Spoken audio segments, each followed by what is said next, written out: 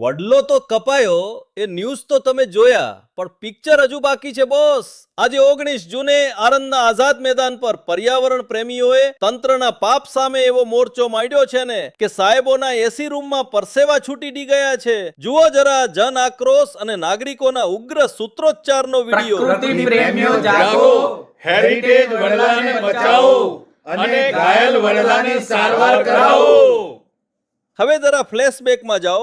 ગઈ 7 જૂનના રોજ આપણી મનપાના જ્ઞાની વીરોએ માત્ર ટ્રીમિંગ એટલે કે ડાળીઓ છાંટવાના બહાને આખા 200 વર્ષ જૂના જીવતા વડલાનો એવો ટક્કો કરી નાખ્યો કે વડલો સાવ બુઠ્ઠો થઈ ગયો. ભાઈ, ટ્રીમિંગ કરવું હતું કે વડલાનું નિકંદન કાઢવું હતું? આ જોહુકમી સામે આણંદની જનતાનો પારો 7મા આસમાને તાર માટે જે અહીંને મનપા નગરપાલિકાએ જે બહાના બતાડીને ઝાડ તોડવાની જે પદ્ધતિ કરી, મને એવું લાગી રહ્યું છે કે નગરપાલિકાની અંદર આવી લાગવટ ચાલે છે. શું 4-5 આજુબાજુના વેપારીઓ કે કોઈ એમને કહે તો તું આ ઝાડ તોડવું એ અયોગ્ય છે, યોગ્ય છે ખરું?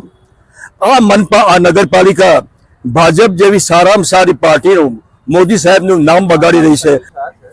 હવે એવું સાંભળવા મળ્યું કે આ જે પ્રી મોન્સૂન કામગીરી હતી એના બહાને આ લોકોએ વોર્ડને ટ્રીમ કર્યો છે. પણ ટ્રીમિંગ કોને કહેવાય? આ અધિકારીઓએ પહેલા ભણવાની જરૂર છે. ટ્રીમિંગ અલગ કહેવાય અને ડાળીમાંથી અલગથી કાપવું અને એ વસ્તુ અલગ કહેવાય. બીજી વસ્તુ એ લોકો એવું કહેતા હતા કે જો આ મોન્સૂન આવે ને વડ પડે તો કોણ જવાબદારી લેશે?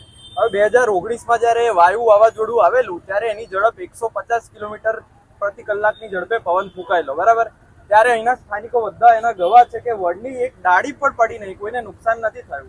તો હવે જે વરસાદ આવશે એમાં વાવાઝોડું તો કાંઈ નથી આવવાનું, તો એમાં આ વડ પડી જતો. સાહેબને મેં જયારે ફોન કર્યો તો ગરવાલ સાહેબ એવું કહેતા હતા કે નમી ગયો છે ને પડી જશે તો તમારી જવાબદારી. તો મેં ગરવાલ સાહેબને જણાવેલું કે ગરવાલ સાહેબ, તમે અત્યાર સુધીમાં કઈ જવાબદારી સ્વીકારી? આણંદને ખૂબ નુકસાન થયું છે ઘણી જગ્યાએ, તો તમે શું જવાબદારી તમે નિભાવી છે? આટલા બધા રોડ તૂટી ગયા, બનાવ્યા પછીથી રોડ ઘડીએ તૂટી જાય છે, તો તમે કઈ જવાબદારી નિભાવી? એ છે કે આપણા પર્યાવરણ પ્રેમીઓ ખાલી વિરોધ નથી કરતા, તેઓ જવાબદાર પણ છે. વડલાને મરવા ન દેવા માટે આણંદ કૃષિ યુનિવર્સિટીના વનસ્પતિ વૈજ્ઞાનિકો પાસે તેની વૈજ્ઞાનિક માવજન અને સ્પેશિયલ સારવાર શરૂ કરાવવા માટે તાલુકા સ્વાગત કાર્યક્રમમાં મામલતદાર સાહેબને પણ રજૂઆત કરી દેવાઈ છે, જેથી આ ઘાયલ વડલો ફરીથી હરિયો ભર્યો થાય. હવે સવાલ એ છે કે આ ફરિયાદ પછી મામલતદાર સાહેબ આણંદ કૃષિ યુનિવર્સિટીના વનસ્પતિ વૈજ્ઞાનિકોને બોલાવીને વડલાની ગ્રાઉન્ડ પર રિયલ સારવાર કરાવશે કે પછી દર વખતની જેમ મનપા પાસે માત્ર કાગળિયા મંગાવીને કાગળ ઉપર જ ફરિયાદનો ધરબચડ નિકાલ કરી દેશે?